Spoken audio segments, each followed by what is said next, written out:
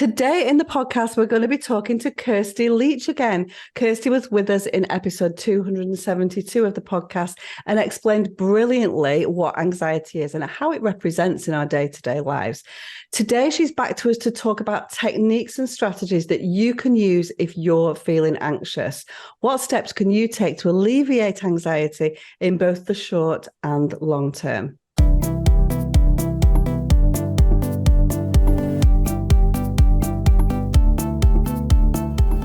You're listening to the Declutter Hub podcast, bringing you tried and tested, no-nonsense tips and advice from the leading experts in decluttering and organising your home. Now here's your host, Leslie Spellman.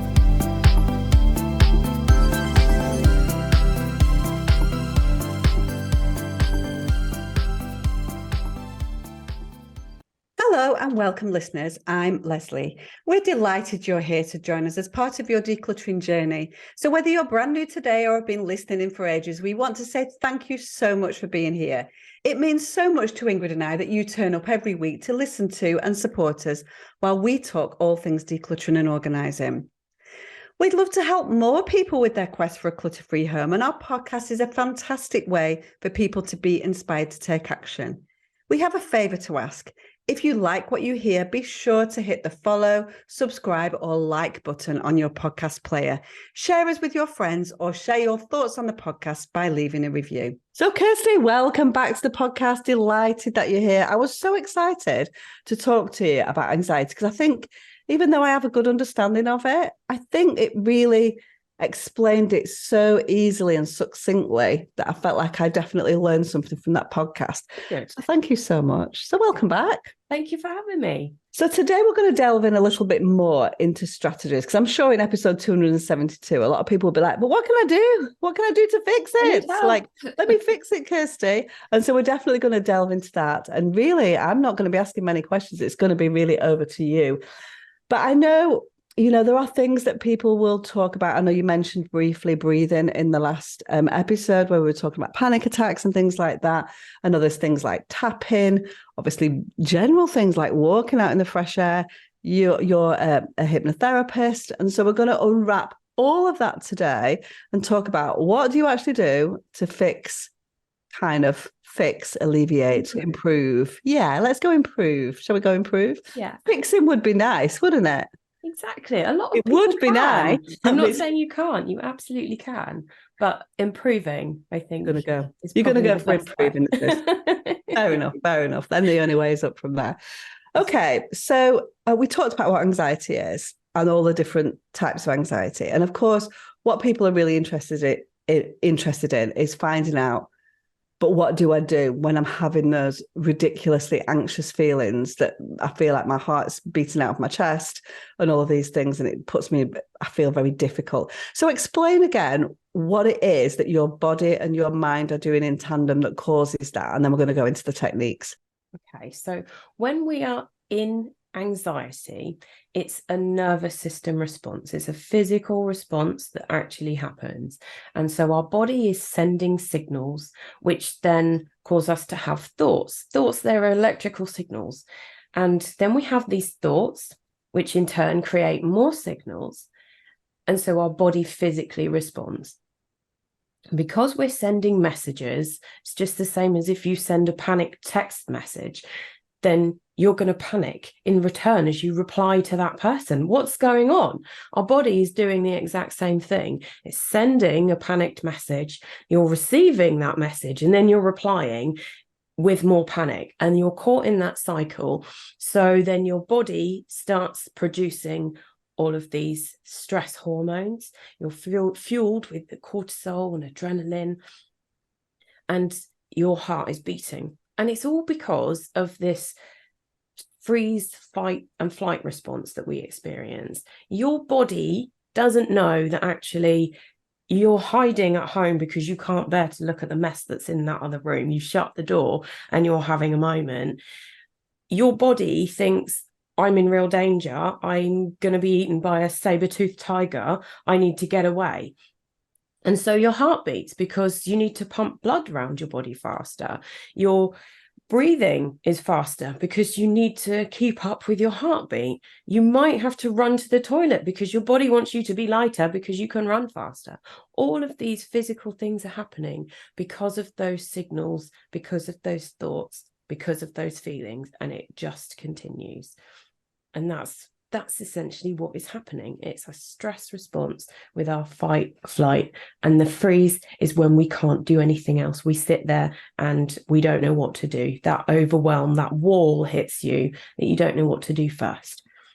Let's talk about a couple of things that you talked about. And a lot of people will completely understand this, but some won't. So you talked about adrenaline, you talked about cortisol. So why are they in our bodies and what do they do? They do good stuff for us in the right quantities.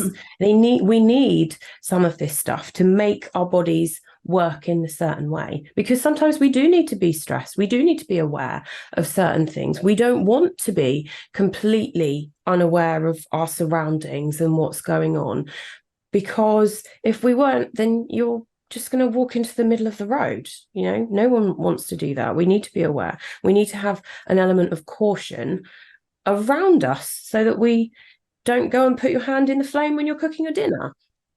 We need our mixture of hormones and chemicals for our bodies and our cells to do the things they're supposed to do. Like, we don't want to go all neuroscience-y and start talking about big long words that I can't pronounce and no one wants to know about, but we need a little bit of everything. It's very yin and yang. There isn't any good hormones and chemicals and bad hormones and chemicals. They all have a job to do, and we need them. We need them for waking up. We need them for going to sleep. Our body needs all of this stuff. The problem is when you have too much of a good thing, then it's not working. It causes other problems. And that's just the same as any other external substance that you might have. It might be nice to enjoy a G&T on a Friday, but if you have 12, then it's a problem. It's too much of a good thing causes bad stuff to happen on the inside, and that's the same as our hormones. So we've talked about anxiety and stress, okay, and that there's a bit of a kind of, you're generally anxious all the time, and then there are triggers that happen that might cause stress that make your anxiety to get worse. So let's think about a couple of scenarios. So you're living with sort of general anxiety, so know that something that's coming up is going to make you very anxious. So what can you do in advance of that thing happening, that potential trigger, to kind of pre-frame it a little bit, to kind of try to stave it off? So let's talk about things that you need to do in advance of it happening. Okay. So in this sort of situation, this is something that we potentially would class as catastrophizing. So, you've got something coming up and it starts off in the back of your mind, and you can feel that thought about this event slowly coming to the forefront of your mind, and then all of the bad things going to happen. Maybe you've got to do a presentation at work. You think, oh my gosh, people are going to think I'm stupid. People are going to think this. What if I do this? What if my trousers fall down? All of these things, they pop into our head, even though you might be thinking, there's that logical part of you is like, oh my gosh, Kirsty, this is ridiculous. Just pull yourself together. That emotional part of you that is running all of these thoughts, all of these behaviors, does not care that your logical part is saying all of this stuff. So what we have to do is we need to work with our body. It's not necessarily something you can talk yourself out of, okay? We have to work with our body. And that goes back to one of the things I already mentioned was breathing, because it works so effectively. There are tons of breathing exercises that are available to do. Some of them can be really convoluted. It's like you have to count for this many and count for that many, and it can be a little bit overwhelming. And what if I'm not breathing enough in the right way, and is it going to the right place? The most important thing to slow down the body, because when the body speeds up, so do the thoughts, and then the body speeds up some more. We want to slow the body down. And one of the easiest ways to do that is to breathe out for longer than you're breathing in. So we can forget about all of the counting. They do work, but if you're already panicking, let's just breathe out for longer than you breathe in. And if you're making a cuppa, that's the perfect time to practice. And I'd always advocate practicing any of these things that we talk about so that you know a little bit more about how to do them when you need them. You know, you wouldn't go and have swimming lessons in the middle of the channel. You practice first before you dive in. And that's the same with any of these tools or techniques when you're working with the body, is practice. If you can breathe down, like breathe all the way down so that your tummy comes out instead of your chest rising, then you're doing a good thing. Okay, so it's tummy out slowly.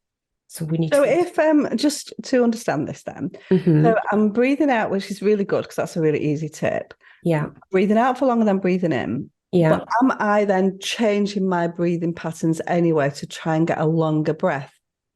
So you're consciously breathing. So am I trying to elongate my breath out, which will conversely probably elongate it in as well? Does that make sense? It does make sense. So if you're in a panic, I would say don't worry too much about that. Just make sure that you're blowing it slowly. That's the difference, is the breath coming out slowly. When we're panicking, our breath is always short and sharp. It's like, you know, it's like that panting. And even if you breathe in quickly, you can still breathe that same breath out really slowly. So it's like, yeah, okay, it's still the same volume of air, but it's released slower. So low and slow. Bring that breath down into your tummy. And that's one thing. If you can remember, low and slow. When you are practicing, if you can breathe in a little bit slower than normal and breathe it out even slower still, then that's great. So if you are feeling okay, you're going to make a cuppa, practice breathing slowly. Practice slowing all of those things down, because you'll find that general level of anxiety that's sitting with you will begin to reduce. And this is something that you do need to practice. It's not just one breath and everything's going to be fine, because that would be amazing, but it doesn't work that way. You do have to practice it because your body needs to hear and receive the message and then respond. So we have to give it time to respond. Okay. So do you think that the practicing of the breathing, is that just so that you can pull on that when you need to? Or do you think if you are, you know, normally kind of living in a heightened kind of state of anxiety, that it's going to help you to do it anyway? Does that make sense? Breathing is one of the best things that we can do, specifically nasal breathing. So in the nicest possible way, listeners, please keep your mouths closed. Okay. Just in and out of your nose when you're doing it, because our nose works in a very special way that it directs our breath and all of the wonderful things it does to a part of our brain called the insula. And that will allow us to respond in a different way than just breathing in and out the mouth, which is what we do when we're in panic. If you can practice your breath at any point of time, this is something I do every morning when I wake up, just for 2 minutes. If I'm stood waiting for the tea or waiting for a bus and waiting for the kids to come out of a class, a minute at a time makes a huge difference, just because you are having that conversation regularly with your body that you are safe. And that being safe allows your body to respond, say, okay, maybe I don't need to panic anymore. It's like holding that little younger you, holding the hand, say, everything's okay. So we might be going to a different place and don't know how to get there, but we're still okay. And you're allowed to do that. And that's one big thing, is give yourself permission to let yourself feel safe. You don't have to be in panic all of the time. I think it's going to be all about sort of habit stacking a little bit, isn't it? To try and get this into your daily routine. So you talked about doing that while you're making a cup of tea. It could be other times of the day. I know people kind of, have set routines where they're kind of do meditating and yoga, and breath work was probably part of that as well. So it's definitely trying to incorporate that in your day and in advance of these kind of things happening, so you can then pull upon that as and when you need it. Yeah, exactly. So breathing is definitely a big one for sure. And that's easy, right? It doesn't cost us anything. Doesn't cost It's not anything. You can do it difficult anywhere. to do. And so that's a really useful tip. And it's something that we all kind of know is there, but we don't maybe invest the time into really practicing and learning how to do it the most effective way. Yeah. Tapping is a big one that I've heard of as well. So can you explain the principle of tapping and what that feels like? I know it's quite difficult. I mean, Kirsty is on YouTube if you want to watch on YouTube, and hopefully she might show us some stuff as well. I can show you a little something. But it's tricky to do on an audio podcast, really, isn't it? Well, I'm sure we can manage. We'll be all right, Leslie. So tapping, there is a few different ones. It's a bit like everything. There's all these different names for things. So tapping, you might have seen as EFT or TFT or TTT. So all these various ones. Basically, the premise of this is using our meridians, the energetic meridians that are on the body. So if you go for acupuncture, then someone will put all those little needles in the different meridians on your body to help with the energetic flow and making your body work in harmony. Tapping uses that same principle, but instead of needles, which I think is a plus side, I think that's a good thing, that you can do it yourself as well. You don't need somebody to do it for you. You cannot injure yourself. You cannot make things worse by doing tapping. So it's something you might as well try. If it works for you, fantastic. If it doesn't, then I'm sure there's another tool that you'll be able to use. So by activating these meridians in our body, it allows the energy or the blocked energy to begin moving. So one of the easiest things that you can do, because obviously tapping on your body in various places in public might not be the easiest thing to do, and that might be anxiety inducing in itself if you think, oh no, I've got to start tapping on my face. So our hands are like spaghetti junction for nerves. That's how we do all of our feeling. Okay, so our hands are a really wonderful place that if you just want to experiment with how you can reset yourself, there is a couple of nice points on your hands that you can tap.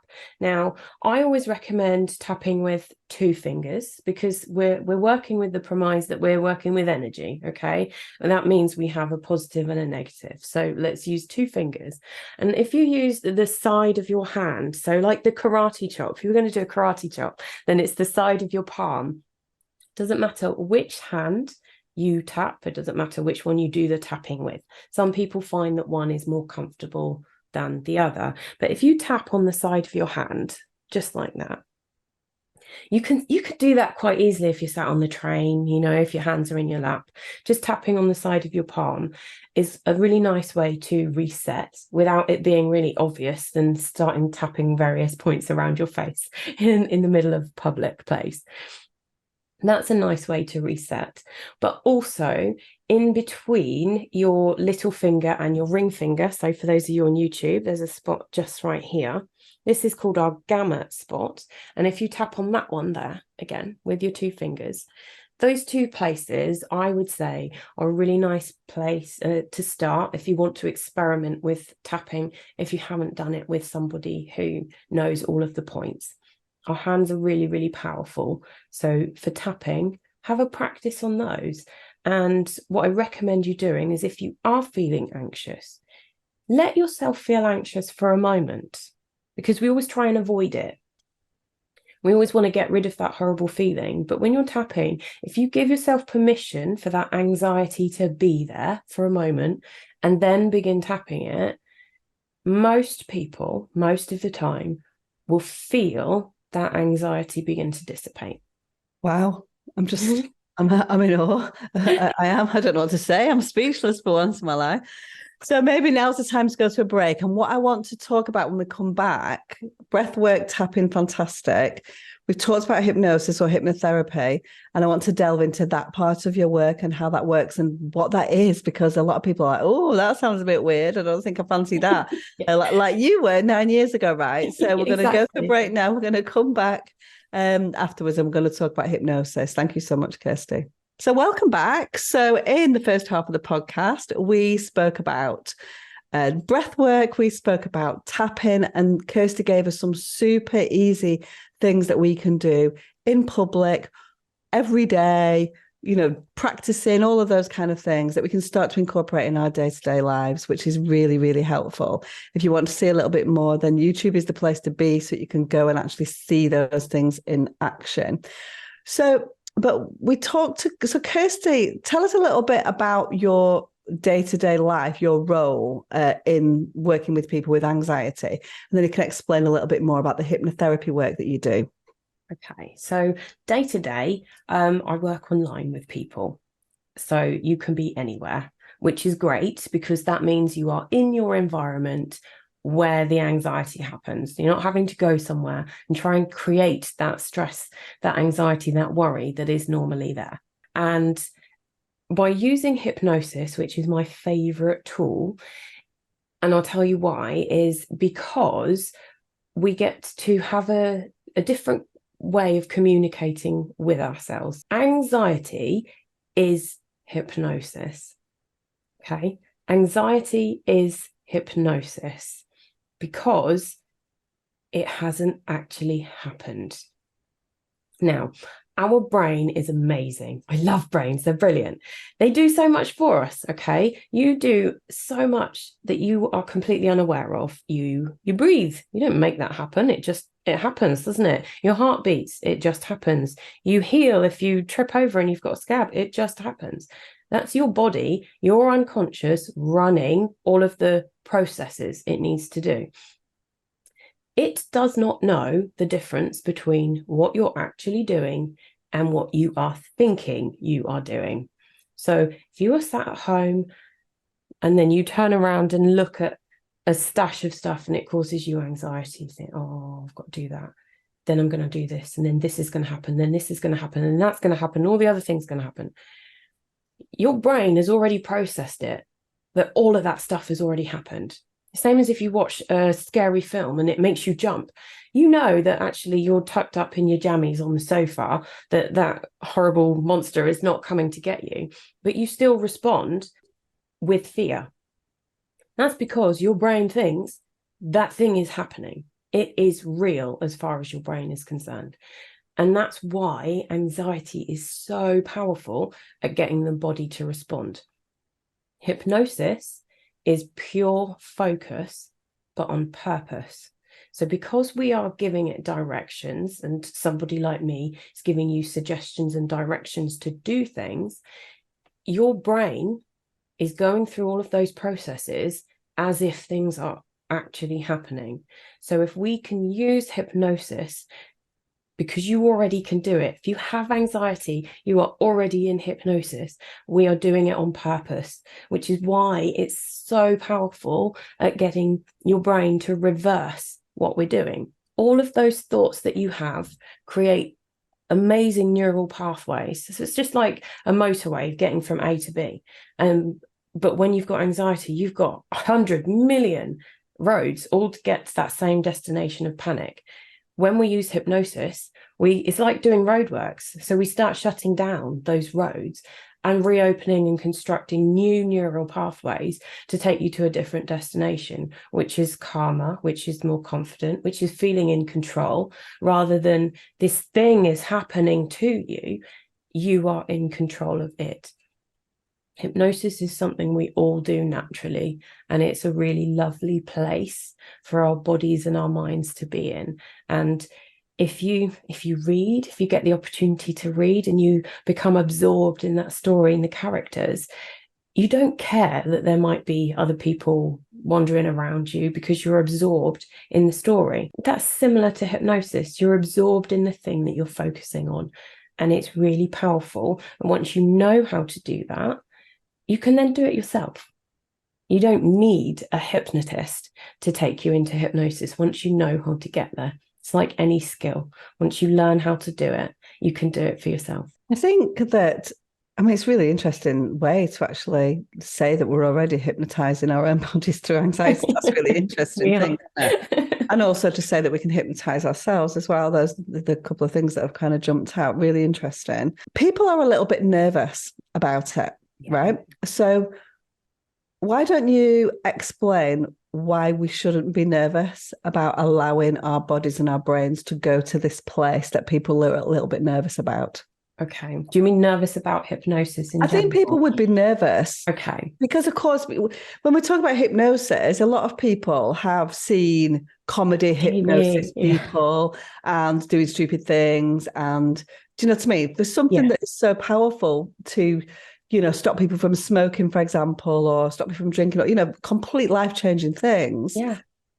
Something very strong has got to go on to make that happen. And I think people are nervous about maybe the peripheral things that might go alongside that. I mean, surely you must hear that, right? That people are, I'm not sure. Yeah. So talk to us about that part of it. Because, from the way that you've explained it, I'm like, why are we all not doing this? But what is it that's stopping people that are struggling from jumping in? So I think you hit the nail on the head there, in that people have seen these TV shows or stage shows where there's the hypnotist who's clicking their fingers and everyone falls on the floor, or they're, we're going to bare their deepest, darkest secrets to the world.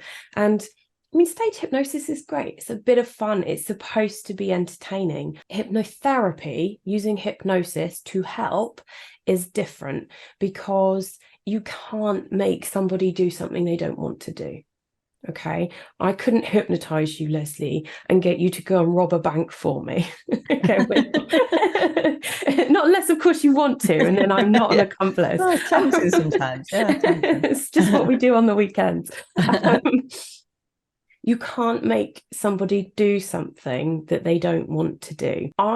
If you bear with me with another metaphor, another little story. Love your metaphors. Go for it. I think of hypnosis as me being your tour guide. So, like if you go on holiday, you might get on a bus.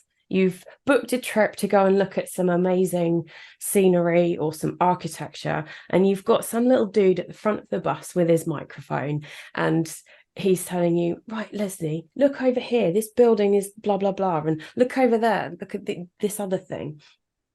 You've volunteered yourself to go on the trip. You've chosen to find a seat, and you've chosen to pay attention to what that tour guide is telling you, because you want to learn about whatever it is you're going on a trip for.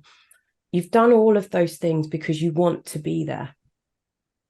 Hypnosis is the same. I can't just click my fingers and say, sleep, Leslie. You're not going to do that, because that's not how it works. You need to want to go into hypnosis when you're working with somebody like me. You need to want to have that desire that actually I'm ready to let go of that habit of smoking, or that behavior of feeling anxious all of the time. I'm your tour guide. I'm the little dude at the front of the bus giving you the suggestions and the directions to get you into hypnosis, but to get you to go through the different levels, the depths of hypnosis that will allow you to focus on the things that will make the difference. I don't know the thing that's going to make the most difference for you, but your unconscious does. And that's the difference, is that once we get you into hypnosis, which you've done because you want to do, your unconscious gets to assume that responsibility and actually do the things it's been trying to do, instead of screaming at you and you ignoring it. So that's essentially what we're doing. We have our gut instincts, don't we? And we think, oh no, can't be that thing. I'm just going to ignore that. I'm being silly. We do those things. That's our gut instinct. That's what we should be listening to. And when we're in hypnosis, we get to bypass that critical faculty that's saying, oh, I'm being silly, it can't be that thing. We bypass all of that. It's like sneaking in the back door and saying, right, okay, I'm listening now. Let's do this upgrade. Let's do this thing, so that actually when Leslie's out of hypnosis, she's going to feel good about this instead. And that's what hypnosis is like. It's like going on your own personal journey, but inwards, of your own awareness to the stuff that we can't quite hear. Wow, I'm sold. I'm sold, Kirsty. I'm all in. Yeah, I think it's just making that jump, isn't it? And maybe getting across. Today we're here on a decluttering podcast, and I'm aware that what we've not spoken about at any point during this podcast is decluttering. Don't apologize.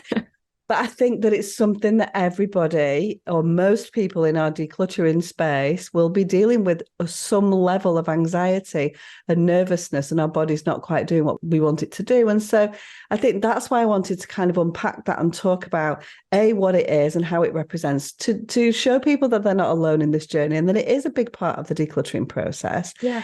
And also to give skills and, strategies for people to make those changes so that if a decision that comes upon you when you're decluttering is difficult, if you're feeling that you want to fight, flight, if you want to do both of those things, then I think that, that you need to be able to take a step back, do a little bit of breathing. We're big advocates of taking time out when it gets too much. As professional organisers working one-to-one with people, we can read the signs of somebody. Typically, we can see when somebody's getting anxious or nervous about something. And so, but you need to recognize that in yourself, take a little bit of time out. And the problem is with decluttering is that people get so wrapped up in the moment and want to carry on making those changes that sometimes they go too far. Then at the end of the process, they think, well, that was hideous. Never want to do that again and don't return. And so I think it's finding that balance and understanding your own triggers, understanding when your body is telling you that you're feeling a little bit anxious and using some of the techniques that Kirsty has spoken about today with the breathing, with the tapping, really simple techniques. These are not difficult, but I feel like sometimes it comes across as a bit of a dark art. When we're talking about EFT and TFT or whatever you said it was, and you're like, oh, I don't even know what that is. And so thank you so much, Kirsty, for explaining it so fantastically. We've loved your metaphors. We've loved you talking about it. I love the calmness in you. If only I could be as calm as you. I would absolutely love that. It's been an absolutely brilliant thing to talk about. And I'm so glad it just popped up on my social media feeds a couple of weeks ago and we got the opportunity to meet you and listen to the brilliant stuff that you talk about. So remind us again, Kirsty, where people can find out more about you. You do work online, so it's possible for people to talk to you if they're interested in either, finding out more about some of the techniques that Kirsty uses or going down the hypnotherapy route as well. So that would be amazing. And if you do decide to go down that route, if you want to share, I would love to hear the success stories, as I'm sure there will be. So Kirsty, where can people find out more about you? So I have a YouTube channel, so it's youtube.com/Kirsty Leitch. You can find me there. So there's some audios, there's some videos where you can watch me doing some techniques and a little bit of stage hypnosis there if you want to have a laugh. But you can also just find my website, which is boosttherapy.co.uk, and there's some free stuff on there too. So drop a comment on this podcast if you've enjoyed it. Let us know. There's going to be things on our social media channels, so let us know what you've thought about today's podcast. Get in touch with Kirsty, follow her, like her, all of those things, and we will see you next time. Thanks so much for listening. Thank you for having me.